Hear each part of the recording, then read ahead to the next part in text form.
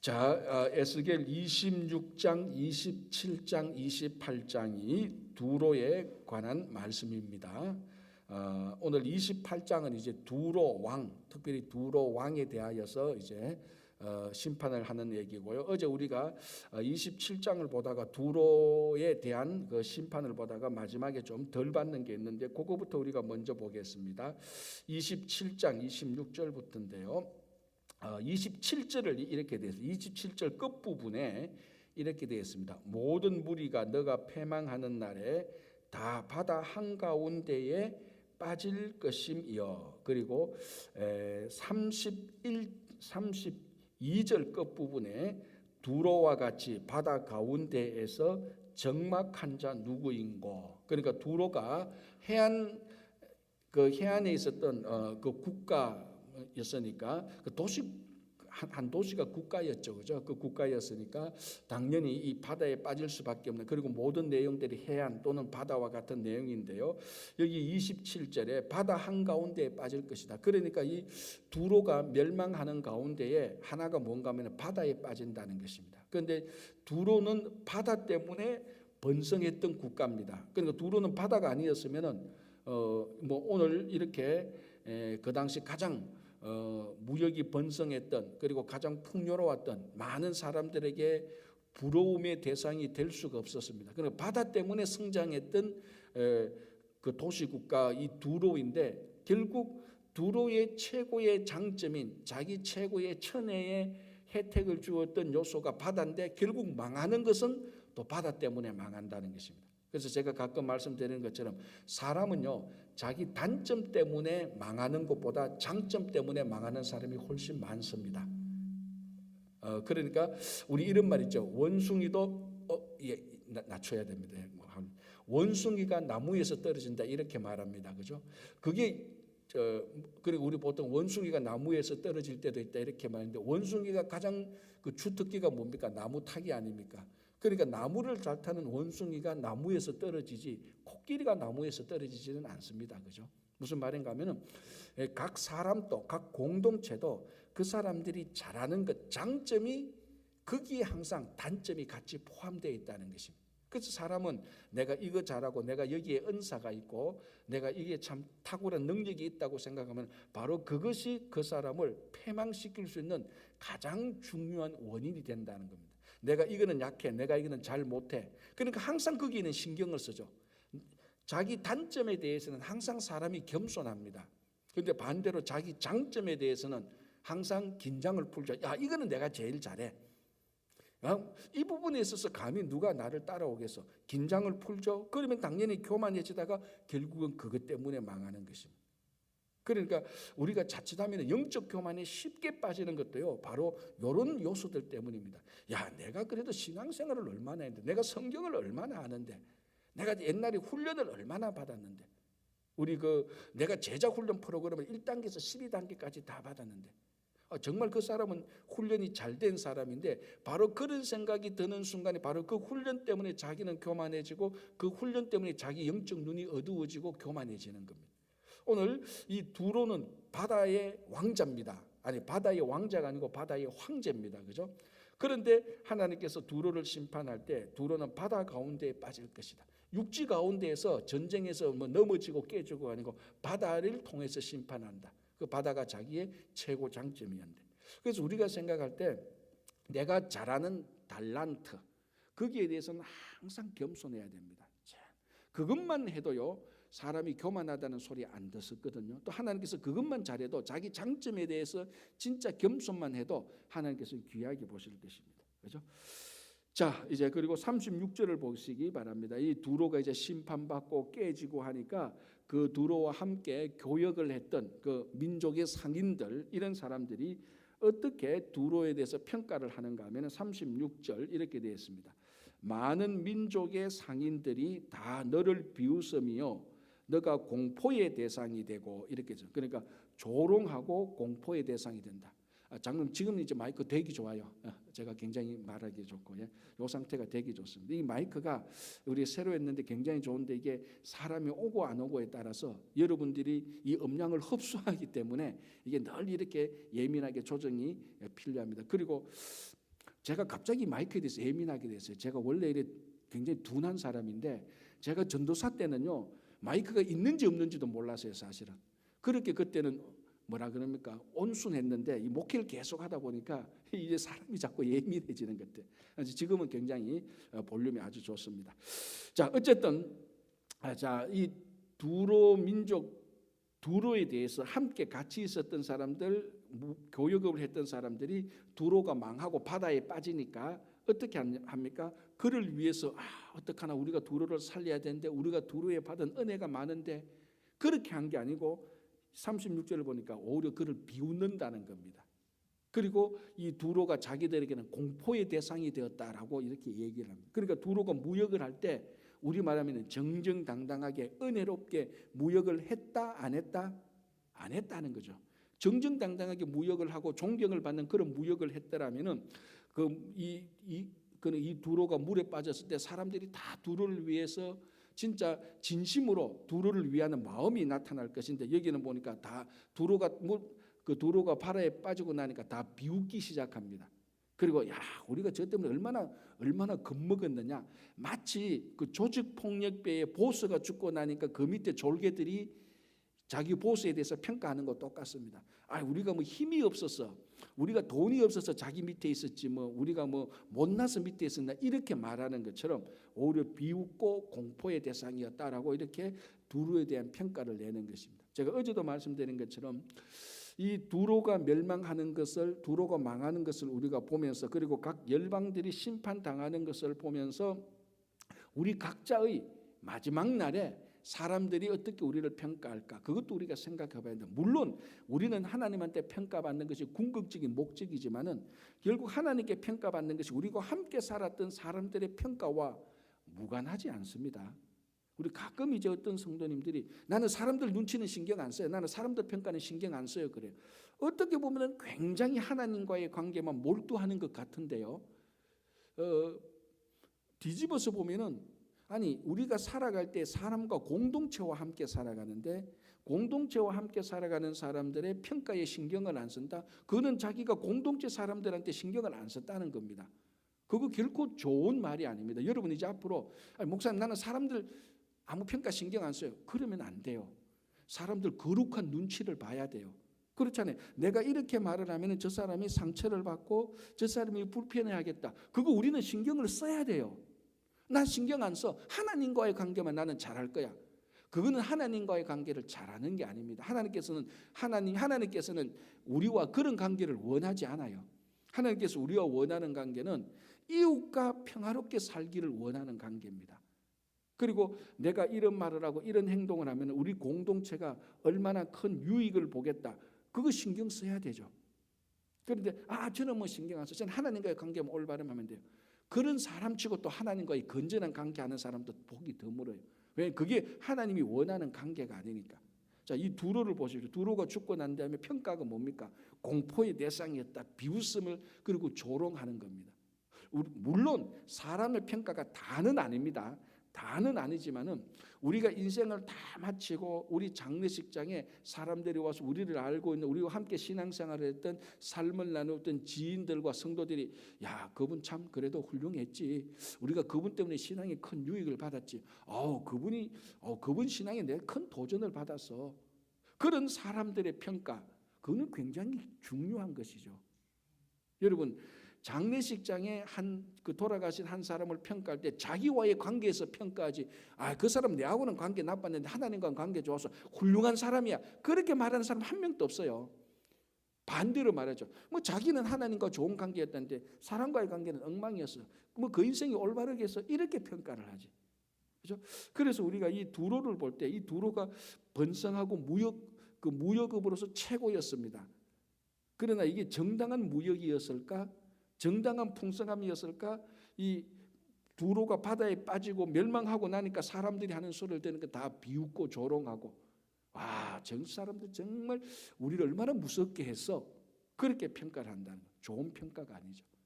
그래서 우리가 이런 열방들의 어제도 말씀드린 것처럼 열방들의 심판을 보면서 우리가 인생을 다 마치고 갈 때 나와 함께 신앙생활을 했던 나와 함께 삶을 나눴던 사람들의 평가에 좋은 의미에서 신경을 써야 됩니다. 그게 우리가 공동체에서 함께 살아가는 삶의 태도고 원칙이죠. 자, 28장 보겠습니다. 이제 28장은 두로에서 두로 왕에게 초점을 맞춥니다. 두로 왕에게. 자, 그러니까 이 두로가 얼마나 그 무역이 발달했고 해상이 발달했고 강한 나라고 풍성한 나라였습니까? 그 나라의 왕이었다면은 그 사람은 어땠을까? 그런 이제 호기심이 생기잖아요. 2절 보겠습니다. 인자야, 너는 두로 왕에게 이르기를 주 여호와께서 이같이 말씀하시되 너의 마음이 교만하여 말하기를 아니나 다를까?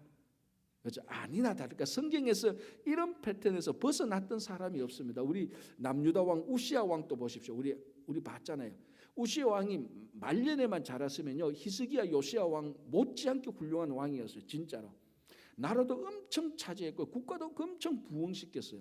그거 그대로만 계속 쭉 갔다면요, 아마 히스기야 요시야 왕보다 더 위대했을 수도 있을 왕이었습니다. 그런데 이 우시야 왕이 정치, 경제, 사회, 문화 다 그러니까 자기가 우리말로 하면 다 안정시키고 다 부강시켰어요. 딱 하나, 우리말로 하면 종교적인 면, 신앙적인 면에 자기가 터치를 못했어요. 터치를 못해야 되는 게 맞아요. 그 시대는. 그거는 왕의 영역이 아니고 제사장의 영역이었어요. 그 제사장의 영역으로 인정하고 제사장을 잘 도와주는 게 왕의 직무였습니다. 그런데 이 우시야 왕이 모든 것 다 잘하니까 정치, 경제, 사회, 문화 다 안정되고 정부시키는데 그 부분만 안 됐는데 그거를 딱 건드려서 말년에 문둥병 걸려서 죽게 되잖아요. 그러니까 이런 패턴에서 그 자기가 있었던 국가, 자기가 다스리는 그 영역에 있어서 안정되고 잘 나가면요, 대부분의 사람들이, 모든 사람은 아니지만 대부분의 사람들이 늘 교만의 길로 갑니다. 이 패턴이 참 이게 무서운 거예요. 나는 안 그럴 거야. 절대로 거기에 대해서 장담할 수 없습니다. 늘 조심해야 돼요. 이 두로 왕을 보십시오. 뭐 해상 무역의 황제 아니었습니까? 그러니까 어떻게 말합니까? 교만하여 말하기를, 얼마나 교만했는지 자 보십시오. 뭐라고 말합니까? 나는 신이라고 말을 했습니다. 우시야 왕도 이렇게는 말은 안 했어요. 우시야 왕도 이렇게는 말을 안 한다고. 나는 신이다라고 말합니다. 이거는요, 우리 이사야 14장 13절 14절에 계명성 이야기가 나오잖아요. 그 계명성을 이제 70인역인가 그냥 번역을 루시퍼라고 번역을 해요. 그래서 그 계명성, 그 땅에 떨어진 별, 그게 이제 루시퍼, 사탄이라는 명칭이 바로 거기서 나오는데, 어쨌든 이사야 14장에 이 계명성이 내가 하늘의 자리에 오르겠다, 그 하나님의 보좌에 앉겠다는 말이죠. 그러다가 땅에 떨어지지 않습니까? 그걸 이제 우리는 성경에서 나타난 사탄의 본질로 보고 있습니다. 그래서 70년 그걸 사탄이라고 말을 했으니까, 바로 오늘 두로 왕이 얼마나 교만했느냐, 사탄의 본질만큼 교만합니다. 웬만한 왕이면요, 우시야 왕조차도, 성경 앞에서 많이 교만했던 그런 왕들조차도요, 내가 신이라고 대놓고 말한 적은 없어요. 그런데 이 두로 왕은 뭐랍니까? 나는 신이다. 이건 그러니까 교만 정도가 아니고 교만의 극단까지 간 겁니다. 이거는 사람이 아니고 괴물입니다, 진짜로. 그죠? 자, 나는 신이라. 내가 하나님의 자리, 곧 바다 가운데에 앉아 있다 하도다. 그러니까 이거 계명성하고 루시퍼하고 똑같은 정도의 지금 사악함과 교만함으로 올라갔습니다. 나는 하나님의 자리, 곧 바다 가운데에 앉아 있다 하도다. 그러니까 하나님이 너의 마음이 하나님의 마음 같은 째 할지라도, 하나님만 이렇게 말할 수 있습니다. 너는 사람이요 신이 아니다라고.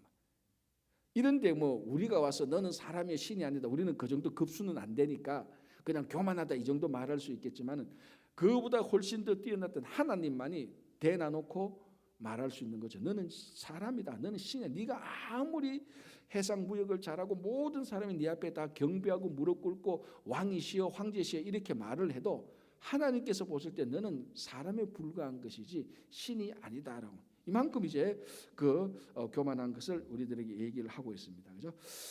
자, 15절을 한번 이제 그래서 이제 6절 7절부터는 뭐 그런 교만과 심판에 대해서 계속해서 얘기하고, 그 심판 가운데서도 계속 바다에 빠지는 심판을 말하고 있습니다. 8절을 볼까요? 8절 마지막 부분에 이렇게 되어 있습니다. 바다 가운데에서 죽게 할지라 라고 이렇게 얘기를 하고 있죠. 22절 인자야 두로 왕을 위하여 슬픈 노래를 지어 애가를 불러라라고 말을 했습니다. 그래서 제가 우리가 죽었을 때는 비참한 애가가 아니고 축복송이 울려 나오는 그런 장례식이 되어야 된다. 우리가 그것도 좀 생각할 수 있고요. 자, 15절을 보겠습니다. 좀 건너뛰었어요. 너가 이 두로 왕을 말하는 거죠. 너가 지음을 받던 날로부터 너의 모든 길에 완전하더니, 그러니까 처음에는 뭐 거의 하나님께서도 완전했다라고 말합니다. 모든 면에 있어서 그 두로 왕은 부족함이 없었다. 자, 그런데 마침내는 뭡니까? 끝에, 마지막에 이렇게 말이죠. 너에게서 불의가 드러났도다. 그래서 아까 말씀드린 것처럼 처음에 잘하고 중간에 잘하고 마지막까지 잘해야 됩니다. 아니면은 이게 어려우면은 어디에 잘해야 됩니까? 그렇죠. 끝에는 잘해야 돼. 우리가 상중하가 있는데 상중하 다 잘할 자신 없으면은 끝에는 잘해야 돼요. 근데 많은 사람들이 끝에 잘못하는 경우들이 사실은 더 많아요. 앞에는 잘하는, 그런 용두사미로 끝나는 경우가 굉장히 많죠. 특별히 신앙생활. 그런데 이제 연세 드신 어른들을 보면요, 우리 젊은 사람들보다 훨씬 더 신앙의 장점이 있습니다. 뭔가 하면은 인생의 끝이니까 지금만 잘하면 돼요. 그 젊은이들은 지금부터 잘해야 돼. 그러니까 이게 젊은이와 우리 어른들 사이에, 어른들이 이제 뭐 인생 다 살았다, 내가 뭐 힘도 떨어지고 기력도 떨어지고 내 인생에 무슨 장점이 있느냐, 천만에요. 최고의 장점을 가졌어요. 지금만 잘하면 돼요. 마지막이니까. 그런데 젊은이들은 지금도 잘해야 되고 중간도 잘해야 되고 마지막까지 잘해야 될 긴 시간의 신앙의 의무가 남아 있습니다. 그러니까 이제 어르신들은 지금까지 못했더라도 괜찮아요. 뭐 어떡합니까? 지금까지 못했는 그거 되돌릴 수도 없는 거. 그러나 지금까지 못했는 것을 되돌릴 수 있는 방법이 있습니다. 지금 잘하면 돼요. 마지막에는. 그래서 이 두로가 마침내 너에게서 영광이 드러났도다 이렇게 해야 되는데, 마침내 결국 너도 별 수 없이 불의가 드러났도다 이렇게 말합니다. 처음에는 잘했는데 중간까지도 잘했는데 마지막을 못하는 겁니다. 그렇죠? 그래서 우리는 마지막에는 진짜 잘하자. 제일 좋은 것은 마지막에도 잘하자입니다. 그죠? 마지막에도 잘한 건 앞에도 잘했고, 그게 안 되면은 마지막에도도 안 되면은 마지막에는 잘하자. 요거는 딱 우리는 꼭 지켜야 됩니다. 자, 16절 보시기 바랍니다. 이게 아주 실제적인 얘기를 하는데요. 16절 너의 무역이 많음으로 너 가운데에 강포가 가득하여 너가 범죄하였도다. 자, 이거 가만히 생각해 보면요, 예나 지금이나 이 무역이 많다는 것은 비즈니스잖아요, 그죠? 자, 여러분, 이 비즈니스가 번성했다는 것은 거기에 사람이 많이 관여했다는 것이고, 거기에 물질이 많다는 것이고, 비즈니스가 번성하면 지켜야 될 법이 많다는 겁니다. 그렇잖아요. 자, 한국의 대기업들 그리고 미국의 대기업들, 뭐 물론 국가 간의 규제와 법이 차이는 있지만은 대기업이 되면은 지켜야 될 법들이 거기에 연관된 법들이 어마어마하게 많습니다. 우리 개인이 살아가면서 지켜야 되는 법들하고는 비교할 수 없습니다. 여러분들이 개인이 살아가는데 여러분들이 뭐 특허법하고 연관된 적이 있습니까? 없잖아요. 여러분 특허법이 위반되었으면 내가 뭐 손해봤다, 그런 사람은 아마 0.1%도 안 될 겁니다. 그러나 비즈니스 하는 대기업은요, 어떤 물품이 하나 나면 늘 그러니까 특허만 담당하는 부서 또는 국이 따로 있어요. 이게 특허에 위반되는 건지, 우리가 특허를 먼저 내야 될지, 또 이걸 했을 때 혹시나 우리가 그 다른 국가나 다른 비즈니스에서 특허 등록했는데 우리가 그거 모르고 마음대로 쓰다가 벌금을 내는 건지. 그러니까 이 대기업이 되면, 무역이 번성하면 돼요, 지켜야 될 법, 연관된 법이 굉장히 많습니다. 그리고 물질이 많죠. 그리고 사람들이 많이 연관되죠. 뭘 말하는가 하면은, 우리가 일반적인 말로 무역이 번성하고 대기업이 되면은 정당하게 법을 지키면서 비즈니스 하기가 어렵다는 거예요. 무슨 말씀인지 알겠죠? 그죠? 그러니까 이게 지금 그 한국에서도 계속 논쟁되는 게 그거 아닙니까? 한국의 그 재벌 기업이 옳으냐 안 옳으냐, 또 재벌 기업 입장으로서는 너 그 비즈니스 한번 해봐라. 그 법 다 지키고 어떻게 비즈니스 하느냐 그 말이잖아요. 또 그 국가나 또 다 법적에서는 야 그래도 법을 지키고 비즈니스를 해야지. 그게 어느 게 맞는지 이 얘기 들으면 이 얘기가 맞고 저 얘기면 저 얘기 들으면 돼. 어쨌거나 이쪽이든 저쪽이든 공통점은 뭡니까? 비즈니스와 법은 민감한 관계가 있다는 것. 그리고 이 비즈니스가 크면 클수록 법을 지킨다는 게 굉장히 힘들어지는 것입니다. 그래서 이 두로와 같은 이런 무역업이 엄청 번성했을 때 이 두로가 정당하게 법을 지키면서 온전하게 정상적으로 비즈니스를 했을까? 그렇지 않다는 겁니다. 그랬더라면은 아까 앞에서 너를 조수하고 공포의 대상이 안 됐죠. 그래서 이런 말이 있습니다. 한 사람이 성공했다면 그 성공한 자리만큼 비리가 많다는 말입니다. 무슨 말인지 알겠죠? 그만큼 높이 올라가기 위해서 그만큼 알게 모르게 비리 같은 것들이 저지르지 않으면 그만큼 못 올라간다는 겁니다. 그 사람의 명예가 많은 만큼 비리도 많다는 겁니다. 그래 그 얘기를 가만히 들으면 홈리스는 진짜 비리 없겠다, 그죠? 그건 또 별개의 문제예요. 홈리스도요, 제가 늘 얘기하잖아요. 전번에 서울역에 가보니까 홈리스끼리 그것도 권력 다툼이 어마어마해요. 제일 좋은 자리에 앉으면요, 그것도 서울역에서 한 몇 년 동안 거기서 뒹굴어야 제일 좋은 자리에 앉아 있어요. 오늘 처음 홈리스 됐다고 서울역에 가서 좋은 자리에 앉는다고요? 택도 없어요. 거기도 권력 서열이 엄청나게 많은데. 그런 것처럼 자 여기 보십시오. 너의 무역이 16절에 너의 무역이 많음으로 너 가운데서 강포가 가득하여 너가 범죄하였도다. 이 두로가 번성했지만은 결국은 다 불법이 있었고 다 이 잘못된 것이 있었다는 거예요.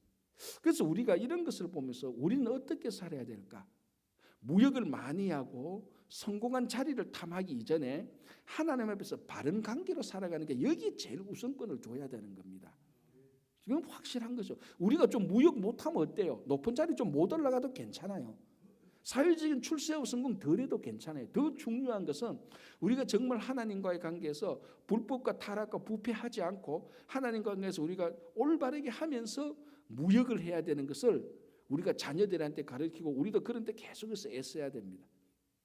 그래서 이 별거 아닌 말씀인 것 같은데 가만히 생각하면요, 굉장히 많은 그 비즈니스 세계 또 인간 세계의 단면을 보여주는 겁니다. 너가 무역이 많기 때문에 그만큼 비즈니스가 많았기 때문에 그 배후에 있는 비하인드 스토리에 그 범죄가 많았다. 그래서 사람들은 속여도 하나님은 속이지 못하는 거죠. 그걸 지금 하나님께서 말씀하십니다.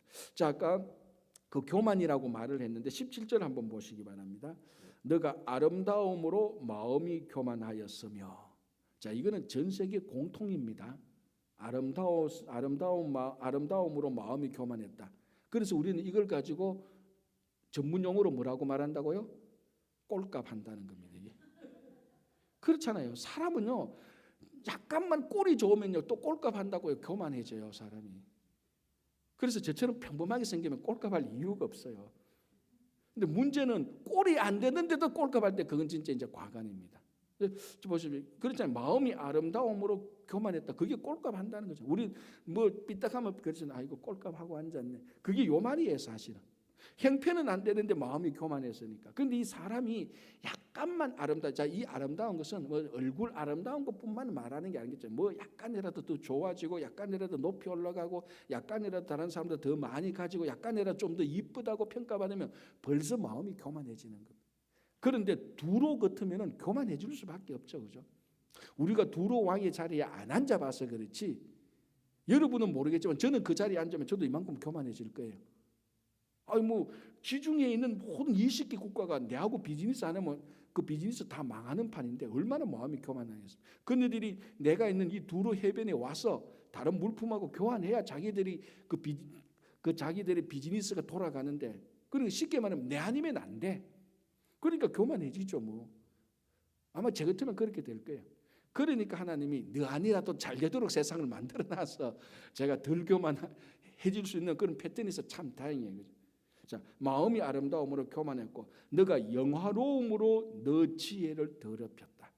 참 이걸 볼 때 야 이거는 에스겔 정도가 아니고 잠언에 나오는 보배로운 말씀이다 이런 생각이 듭니다. 영화로움으로. 사람이 막 영광을 줍니다. 와, 너 정말 뭐 어떻게 그렇게 잘해서 사람들로부터 아너를 받게 되죠. 그러면 사람은 뭐라고 생각하니까 지가 똑똑해서 지가 잘나서 안 주니까 괜히 어깨를 으쓱으쓱거려요 사람들. 그래서 영광은 오직 진짜로 하나님께만 돌려야 되는 겁니다. 그 영광을 자기가 덮어쓰는 순간부터 참된 피조물의 지혜가 왜곡되어서 교만한 지혜로 되는 겁니다. 자, 여기도 보세요. 영화로움으로 지혜를 더럽혔다라고 말합니다. 참된 지혜는 뭡니까? 하나님께 영광을 돌리는 거죠. 우리 자문에 뭡니까? 지혜의 근본은 하나님을 섬기는 게 지혜의 근본이잖아요. 그런데 그걸 뒤집어 놓았으니까 네가 영화로움으로, 하나님이 영화로우게 네가 영화로움으로 지혜를 더럽히는 겁니다. 그러면 이 뒤집어서 말하면 참된 지혜는 네가 영화롭지 않는 거예요. 우리 신앙에 말하면 참된 지혜는 네가 영화롭지 않고 하나님이 영화로운 겁니다. 그러니까 이 자문의 말씀하고 하나도 다른 게 없습니다. 이 두로 왕이 그렇게 했으니까, 그렇게 교만을 떨었으니까 하나님께서 뭐라고 말합니까? 결국은 하나님의 심판을 받을 수밖에 없죠. 자, 같은 맥락인데요. 18절 보시기 바랍니다. 너가 죄악이 많고 무역이 불의함으로. 그렇죠? 아까 했던 말이죠. 네 무역이 불의하다. 그래서 우리는 불의한 무역을 부러워할 필요가 없습니다. 그렇죠? 너의 모든 성소를 더럽혔다. 자, 다시 19절 나오죠. 만민 중에 너를 아는 자가 너로 말미암아 다 놀랄 것이며 너가 공포의 대상이 되고. 자, 이 말이 지금 계속해서 반복됩니다. 그러니까 이 두로가 얼마나 권력을 휘둘렀으며 얼마나 사람들을 무시무시하게 만드는지 우리가 알 수 있죠, 그죠? 그런데 사람들이 그 앞에서는 다 온순한 양거체 합니다. 그런데 두로가 죽고 나니까 다 비웃기 시작하는 거죠, 그죠? 자, 그 다음에 20절부터 24절까지는 잠깐 시돈에 관한 말이 잠시 언급됩니다. 자, 제가 그 지도를 말씀드렸지만은 이스라엘 북쪽에 레바논이 있습니다. 지금 그죠? 그때 레바논에 해안 국가가 두로가 있고 그 위에 똑같은 해안 위에 시돈이 있습니다. 그래서 보통 우리가 시돈을 말할 때 시돈만 말하는 게 아니고 두로와 시돈 이렇게 같이 말하죠. 예, 같이 이웃으로 같이 해안 이웃으로 있으니까 그죠. 그런데 오늘 또 심판도 받는데 보니까 두로 받고 난 다음에 시돈도 같이 심판을 받게 되는 겁니다. 그러니까 이 두로와 시돈은 사람 말로 하면 같은 형제와 친구와 같은 사이에. 그런데 문제는 친구를 잘 사귀어야 된다는 겁니다. 이 시돈이 두로와 같은 친구 사귀어서 두로 망할 때 같이 망하게 되는 그런 맥락을 보게 됩니다. 자, 시돈 그러면 제일 먼저 떠오르는 인물이 누굽니까? 여러분은 안 떠오르네. 이세벨. 그래, 해야 되는 거죠. 왜 시돈하고 이세벨하고 무슨 상관입니까? 이세벨이 시돈 여자예요. 시돈의 왕 에발의 딸이 이세벨입니다. 이 이세벨 하나가 북이스라엘 들어와서 북이스라엘 망하고 있는데 완전히 망하게 하고 남유다까지 거의 한 60년에서 80년을 이세벨 혼자가 남쪽 북쪽을 다 휘둘렀잖아요. 우리가 봤잖아요. 왕. 그 바로 악한 이세벨을 탄생시킨 나라가 국가가 도시가 시돈입니다. 그러니까 오늘 이 20절에서 24절까지 보면은 시돈이 왜 심판받는지에 대해서 구체적으로 얘기가 없어요. 두로는 왜 심판받는지가 뭐 계속해서 얘기 나오는데 제가 볼 때는 이 시돈 자체도 두로 만만치 않게 그 속성이 악한 속성이 있습니다. 그러니까 시돈 왕의 딸 이세벨이 그 정도 악했으니까 한 나라의 공주가 그 정도 악했고 그 정도 공주를 배출한 왕이 있었으니까 그 왕실이 그만큼 악했다는 거죠. 왕실이 그만큼 악하고 또 두로와 같은 이런 같은 해안 국가에 있으면서 같은 우리말로 하면 친구 사이였다면은 이 시돈도 굉장히 사악한 그런 심판받을 수밖에 없는 그런 국가라는 것을 그 도시 국가에서 우리가 충분히 압니다. 그래서 22절 21절을 보시기 바랍니다. 너는 이르기를 주 여호와께서 이같이 말씀하시되 시돈아 내가 너를 대적하나니. 자, 이거 두로에도 하나님께서 말했습니다. 두로도 하나님께서 내가 너를 대적한다 그랬습니다. 하나님이 너를 심판한다는 말보다 대적한다는 것은 정면으로 너를 쳐부수겠다라는 그런 말이죠. 그렇죠? 자, 그런데 이 시돈은 두로하고 다른 게 하나 있습니다. 심판의 내용이 다른데 23절을 보시기 바랍니다. 내가 그에게 뭘 보낸다고요? 전염병을 보내며. 우리가 코로나 이전에는 이런 말씀을 아무 생각 없이 넘어갔는데 코로나 팬데믹을 당하고는 어디에서도 전년 말만 들어도 몸이 일단은 오싹하고 보는 겁니다. 이것도 왜 옛날에 왜 이게 자료보고 놀란 것은 소뚜껑 보고 놀란다고 코로나 팬데믹을 1년 이상 당하고 나니까 성경에 이 전염병이란 말이 왜 그래 많은지 그전에는 하나도 안 보이던 게 이 되게 많이 보여요. 옛날 만약에 우리가 코로나 이전에 에스겔서 28장을 봤다면 제가 아마 이 전염병 언급도 안 했을 겁니다. 코로나 당하고 나니까 이거 뭐 말 안 할 수가 없잖아요.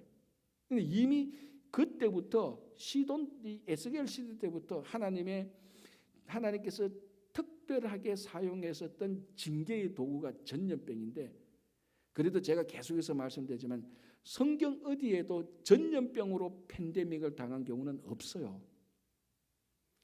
2020년부터 오늘날까지 전염병으로 팬데믹 당한 것은 지금이 처음입니다. 그러니까 이 시대가 우리가 하나님 앞에서 생각할 게 너무너무 많은 겁니다. 왜 이 시대에 전염병으로 팬데믹을 당했는지. 그렇죠? 그래서 우리가 늘 이걸 가지고 우리 각자도 생각해야 되지만 도대체 우리 인류가 앞으로 하나님께서 어떻게 살아가야 될지. 물론 여러분들이 인류가 이렇게 살아야 된다, 인류가 월드피스 아무리 외쳐도 아무도 귀 기울이지 않지만, 그래도 지금 이 시대에 살아가는 여러분 각자가 하나님 앞에서 다시 우리가 신앙의 리세팅, 다시 세팅해야 되는 그런 우리의 어떤 시점에 있다는 것을 알 수 있습니다. 그렇죠? 자, 마지막으로 보겠습니다. 25절 26절은 이 와중에 하나님께서 에스겔을 통해서 잠시 언급하는데 그게 뭔가 하면은 그런 심판 가운데서도 이스라엘은 복을 받을 것이라는 것입니다. 잠시 언급해요. 열방을 막 심판하면서 잠시 슬쩍 보여주는 게 뭐냐면은 하나님의 자녀, 하나님이 선택한 자녀들은 이런 심판 가운데서도 구원을 얻을 것이다라고 말하는데, 이게 25절 26절입니다. 자, 26절만 한번 읽어볼게요. 그들이 이스라엘 백성들, 하나님의 선택받은 백성들이죠. 그들이 그 가운데 평안히 살면서 집을 건축하며 포도원을 만들고 그들의 사방에서 멸시하던 모든 자를 내가 심판할 때 그들이 평안히 살며 내가 그 하나님 여호와인 줄을 그들이 알리라. 물론 이 상황은, 역사적인 상황은 바벨론 포로 끝나고 귀환해서 다시 그 가나안에 들어와서 제2성전을 세우고 회복되는 그 모습을 말하고 있는 것입니다.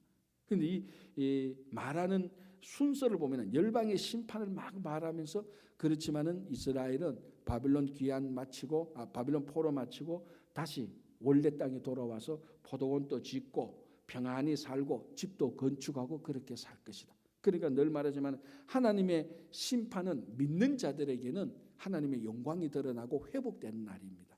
그래서 믿는 자들, 진짜 믿는 자들에게는 이 심판이 우리가 하나님을 만나는, 이제 우리가 하나님께 보상받는 그런 시간이 되는 겁니다. 그런 마음을 가질 수 있도록 우리가 늘 하나님께 여러분들이 바른 관계를 맺으면서 살아가시기를 간절히 바랍니다.